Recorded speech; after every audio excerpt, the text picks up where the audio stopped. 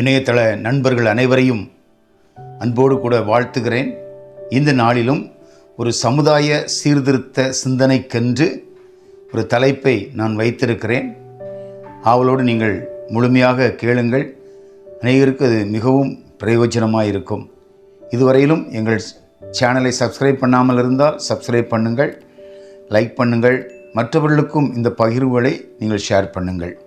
இந்த நாளிலே நான் உங்களோடு கூட பேசுவதற்காக எடுத்திருக்கிற ஒரு தலைப்பு என்னவென்றால் வளைகாப்பு. ஆங்கிலத்தில் பேபி ஷவர் என்று நாம் அழைக்கிறோம்.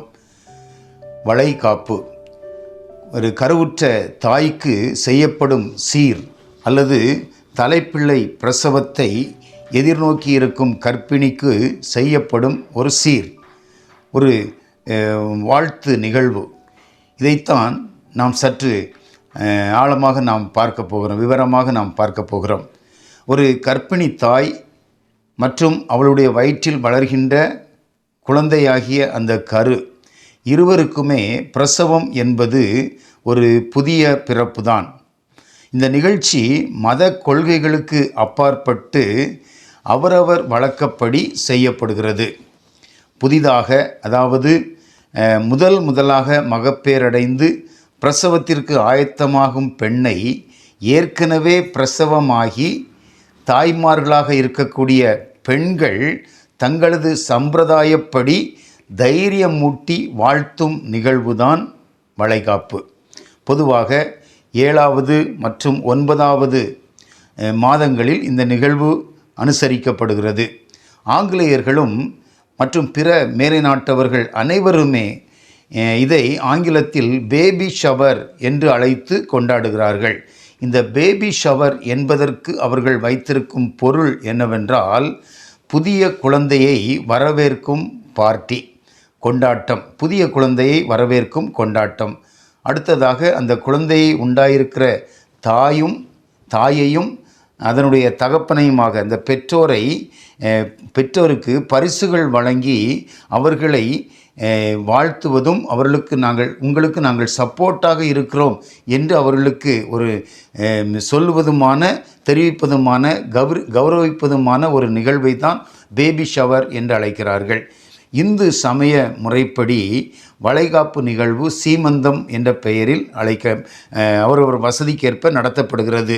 சீமந்தோன்னமனா என்ற இந்த சமஸ்கிருத வார்த்தையிலிருந்து வந்தது தான் சீமந்தம். சீமந்தோன்னமனா இதனுடைய அர்த்தம் என்னவென்றால் வகிடெடுத்தல், தலைமுடியை அப்படியே 2ஆக பிரித்து வகிடெடுத்தல்.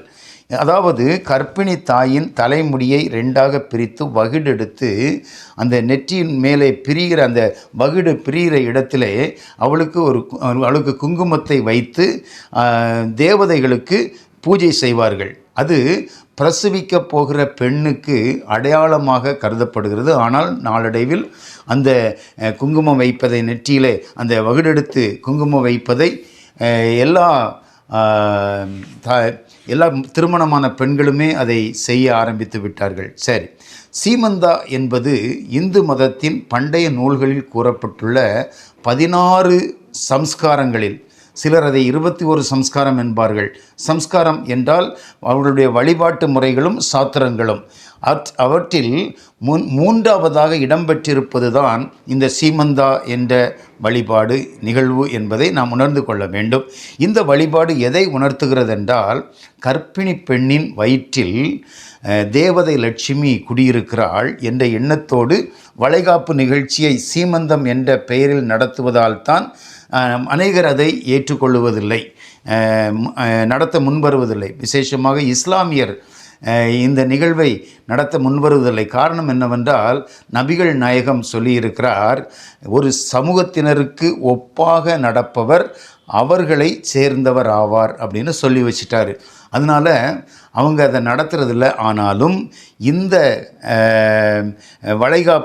வளைகாப்பு என்பது சிறப்பும் அறிவியல் பூர்வமான சிந்தனைகளும் கொண்டது என்று சொல்லி இதை ஏற்றுக்கொள்ளுகிற இஸ்லாமியரும் இருக்கத்தான் செய்கிறார்கள். என்னுடைய இந்த பதிவின் நோக்கம், வளைகாப்பு புழக்கத்தில் வந்ததற்கான காரணங்களை நாம் அறிந்து கொள்ள வேண்டும் என்பதுதான். இதை முழுவதுமாக கேளுங்கள். அதன்பின் வளைகாப்பு நிகழ்வை அனுசரிப்பது சரிதானா, தேவையா தேவையில்லையா என்பதை நீங்களே முடிவெடுத்து கொள்ளுங்கள். முதலாவது பிரதான காரணம், இந்த வளைகாப்பு கொண்டாடப்படுவதற்கான முதலாவது காரணம் என்னவென்றால் சுகப்பிரசவம். பண்டை காலத்தில் மகப்பேறு கால மரண வீதம் அதிகமாய் இருந்தது. பிறக்கும் குழந்தைகள் உயிர் வாழ்தல் விகிதமும் மிகவும் குறைவாயிருந்தது. அக்காலத்தில் 12 பிள்ளைகள், 16 பிள்ளைகள் மற்றும் 21 பிள்ளைகள் பெற்ற பெற்றோர்களை எல்லாம் நான் அறிந்திருக்கிறேன். ஆனால் பிரசவ காலத்தை மிகவும் பயத்தோடு எதிர்கொண்டபடினால்தான் சூளுற்ற பெண் நல்ல முறையில் சுகமான பிரசவத்தை பெற வேண்டும் என்பதற்காகவே உருவாக்கப்பட்ட நிகழ்வுதான் இந்த வளைகாப்பு. இரண்டாவதாக, கருவுற்றிருக்கிற பெண்ணுக்கு தைரியம் ஊட்டுதல். பிரசவ பயத்தை போக்குவதற்காக பிரசவித்தவர்கள் புதிதாக கருத்தரித்து பிரசவிக்கப் போகும் பெண்ணுக்கு பிரசவத்திற்கான ஆற்றலையும் தைரியத்தையும் ஊட்டும் நிகழ்வுதான் வளைகாப்பு. ஒன்றை நான் சொல்லியாக வேண்டும். மனித படைப்பில் மனுக்குலம் கீழ்ப்படியாமையினால் வீழ்ந்து போன போது மனுக்குலத்தில் பெண் பெற்ற சாபம், ஏவாள் பெற்ற சாபம் பிரசவ வேதனை. ஆண் பெற்ற சாபம் நிலத்தின் வேர்வை, நெற்றி வேர்வை நிலத்தில் விழ நீ உழைத்துத்தான் சாப்பிட வேண்டும். ஆனால் இங்கே நான் சொல்லுவது என்னவெனில், வலியில்லாத பிரசவமே கிடையாது. நீங்கள் 10 பேர் சேர்ந்து 10 நாளாக உபவாசம் பண்ணி எங்கள் பொண்ணுக்கு சுகமான பிரசவம் வேணும் அப்படின்னு நீங்கள் ஜெபிச்சாலும் பிரார்த்தனை பண்ணினாலும் வலி இல்லாமல் பிரசவிக்க முடியாது. வலியை சந்தித்துத்தான் ஆக வேண்டும். ஒருவேளை மயக்க மருந்து கொடுத்து கத்தி வச்சு வலி தெரியாமல் எடுத்துட்டாங்கன்னா கூட அதுக்கப்புறம் உள்ள வலியை அனுபவித்தவர்கள்தான் உணர்வார்கள். ஆனால் மயக்க மருந்தின்றி பிரசவ வலியின் மத்தியிலும் குழந்தை பிறந்து விழுந்தவுடன் அந்த தாயின் உடலில் ஓர் சிலிர்ப்பு, அதுதான் சுக பிரசவத்தின் சலனமற்ற மகிழ்ச்சி என்பதை நாம் புரிந்து கொள்ள வேண்டும். உங்களுக்கெல்லாம் விளங்கும் அப்படின்னு நினைக்கிறேன். இந்த தைரியத்தை ஊட்டுவது தான் வளைகாப்பு. குழந்தை பெற்ற பெண்கள் குழந்தை பெறப்போகும் பெண்ணுக்கு தைரியம் ஊட்டுவது தான் வளைகாப்பு. மூன்றாவதாக, கருவை வரவேற்றல்.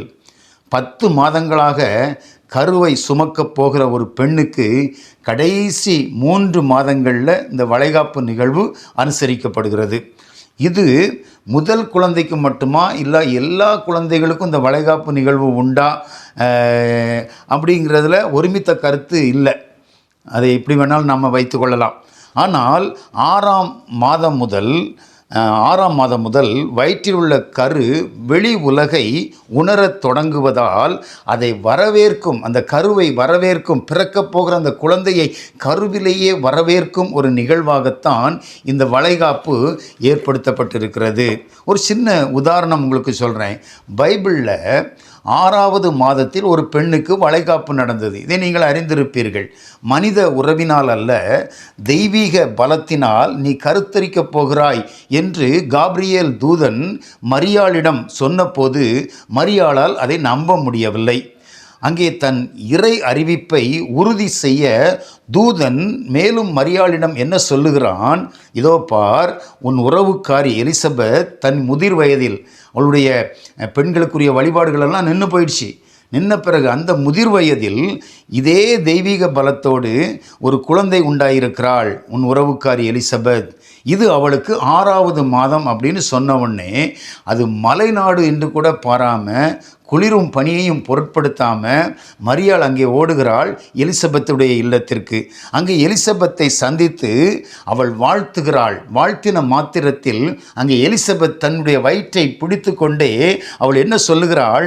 மரியாளே, இதோ நீ வாழ்த்தின சத்தம் என் காதில் விழுந்தவுடனேயே என் வயிற்றில் உள்ள பிள்ளை, அந்த 6 மாத பிள்ளை, 6 மாத கரு, என் பிள்ளை களிப்பால் துள்ளிற்று என்று சொல்லுகிறாள்.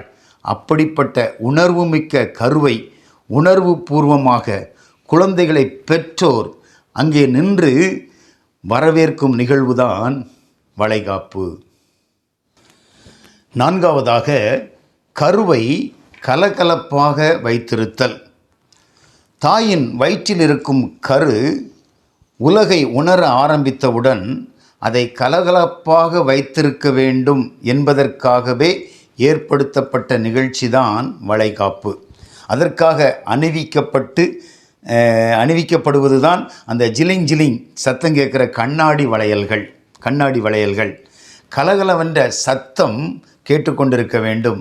அந்த ஜிலிங் ஜிலிங் கண்ணாடி வளையல்கள் கருவுற்ற தாயினுடைய கையில் அது உடையும் பொழுது அதனுடைய சத்தம் இந்த தாயின் உடல் வழியாக அந்த குழந்தையின் காதுகளுக்குள் சென்று அந்த குழந்தையை களிப்பாக வைத்து கொள்ள வேண்டும். கருவுற்ற தாயை நாம் எப்பொழுதும் கலகலப்பாகவே வைத்து கொள்ள வேண்டும். அந்த கருவை துள்ள வைக்க வேண்டும். ஒரு நாள் அந்த கரு அவளுடைய வயிற்றில் துள்ளலை அப்படின்னா கூட அந்த தாய் சோர்வடைந்து விடுகிறாள். கருவுற்ற தாயை நாம் ஒருபோதும் விசனப்படுத்தி விடக்கூடாது. ஆகையால் தான் கருவுற்ற பெண்களை மிகவும் மகிழ்ச்சியாக வைத்து கொள்ள வேண்டும் என்பதற்காகத்தான் உறவினர்களும் நண்பர்களுமாக அவருடைய இல்லத்திற்கு சென்று அவளுக்கு பரிசுகளை கொடுத்து பழங்களை கொடுத்து அவளை வாழ்த்துகிற நிகழ்ச்சிகள் தொடர்ந்து கொண்டே இருப்பதை நாம் பார்க்கிறோம். இதற்கான ஆரம்ப முகவரி தான் வளைகாப்பு.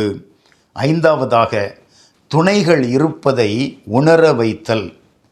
துணையாக மக்கள் இருப்பதை உணர வைக்கிறது இந்த வளைகாப்பு. வளைகாப்பு என்பது ஒரு பெண் தன் பிரசவ காலத்தில் தன்னோடு துணை நிற்க ஆட்கள் இருக்கிறார்கள் என்ற நம்பிக்கையை ஊட்டுவது தான் இந்த வளைகாப்பு. பிரசவ நேரத்தில் கணவன் கூடவே இருக்க முடியாது.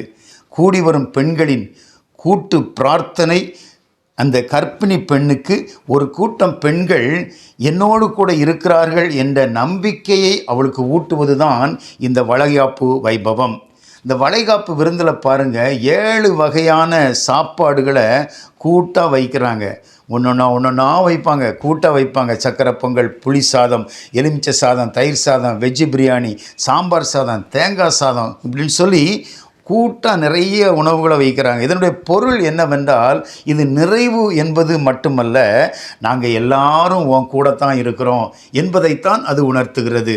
பொதுவாக வளைகாப்பு கணவன் வீட்டில் நடக்கும். முடித்துவிட்டு கர்ப்பிணி பெண்ணை தாய் வீட்டிற்கு அழைத்து வந்து விடுவார்கள். அவள் அந்த தாய் வீட்டிற்கு கணவனை விட்டுவிட்டு தனியாக செல்லும் பொழுது அந்த வழியில் கணவனை நினைக்கிறாளோ இல்லையோ, இந்த பெண்கள் சூழ நின்று அவளை வாழ்த்திய இந்த வளைகாப்பு அவளுக்கு உற்சாகத்தை கொடுத்து கொண்டே இருக்கும். வளைகாப்பு நிகழ்வுகளில் உரையாற்றும் போது பைபிளிலிருந்து 2 வசனங்களை கர்ப்பிணி பெண்ணுக்கு நம்பிக்கையூட்டும் வண்ணமாக நான் சொல்லி வருவதுண்டு. முதல் வசனம் ஏசாயா தீர்க்கதரிசியின் புத்தகம் 41ஆம் அதிகாரம் 13ஆம் வசனம். உன் தேவனாயிருக்கிற கர்த்தராகிய நான் உன் வலது கையை பிடித்து பயப்படாதே, நான் உனக்கு துணை நிற்கிறேன் என்று சொல்லுகிறேன் என்ற வசனம். இப்போ யோசிச்சு பாருங்க, மணமகனை ஏன் மணப்பெண்ணின் வலது கையை பிடிக்க சொல்கிறாங்க? சிந்திச்சு பார்க்கணும். இதை வேதம் நமக்கு தெளிவாய் உணர்த்துகிறது. மணமகன் கடவுளின் அடையாளமாக மணமகளுடைய வலது கையை அவன் பிடித்திருக்க வேண்டும். ஆனால் அந்த கணவன் பிரசவத்தின் போது கூட இருப்பதில்லை. ஆனால் உங்களை படைத்த கடவுள் அந்த பிரசவ வேதனை பிரசவ நேரத்தில் உங்களோடு கூட இருக்கிறார், துணை நிற்கிறார் என்பதை இந்த வசனம் நமக்கு உணர்த்துகிறது. 2வது வசனம் ரொம்ப முக்கியமான ஒரு வசனம், கவனமாக கேளுங்க. வளைகாப்பினுடைய ரிசல்ட்டும் கிளைமேக்ஸும் இந்த வசனத்துக்குள்ளே தான் இருக்குது. ஏசாயா 66ஆம் அதிகாரம் 9ஆம் 10ஆம் வசனங்கள். பெற பண்ணுகிறவராகிய நான் பெற செய்யாமல் இருப்பேனோ என்று கர்த்தர் சொல்லுகிறார். பிரசவிக்க பண்ணுகிறவராகிய நான் பிரசவத்தை தடுப்பேனோ என்று உன் தேவன் சொல்லுகிறார். எருசலேமை நேசிக்கிற அந்த வசனம் அப்படியாக தொடர்கிறது பாருங்கள். எருசலேமை நேசிக்கிற அப்படின்னா அவளுடைய குடும்பத்தை, அந்த பிரசவிக்க போகிற அந்த பெண்ணுடைய குடும்பத்தை நேசிக்கிற நீங்கள் எல்லாரும் அவளோட கூட சந்தோஷப்பட்டு அவளை குறித்து களிகூறுங்கள், களிப்பாயிருங்கள். அவள் நிமித்தம் துக்கித்திருந்த, என்ன துக்கம்? இந்த பிரசவம் எப்படி இருக்குமோ, சரியானபடி குழந்தையை பெற்றெடுத்துருவாளா? மருத்துவமனையில் நல்ல மருத்துவ சிகிச்சை கிடைக்குமா? அவளுக்கு நல்ல உதவியாளர்கள் கிடைப்பாங்களா? இப்படியெல்லாம் உங்களுக்கு அவளை குறித்த கவலைகள் இருக்கலாம்.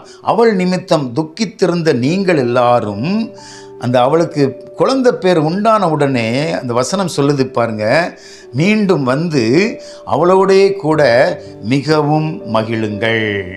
அவள் குழந்தை பெற்று வந்த பின்பு இதே கூட்டம் இவளோடு கூட வந்து மகிழ்ந்திருக்க போகிறது. இதைத்தான் வளைகாப்பு நமக்கு உணர்த்துகிறது. இப்போது சொல்லுங்கள், இந்த வளைகாப்பு அவசியம் தானா அல்லது அவசியம் இல்லையா? கமெண்ட் பண்ணுங்க, நம்ம தெளிவடையலாம். இந்த பதிவு, இந்த சமூக சீர்திருத்த பதிவு உங்களுக்கு பிடித்திருக்குமானால் இதை லைக் பண்ணுங்கள், மற்றவர்களும் ஷேர் பண்ணுங்கள். எங்கள் சேனலை மறவாமல் சப்ஸ்கிரைப் பண்ணுங்கள். May God bless you. கடவுள் உங்களை ஆசீர்வதிப்பாராக.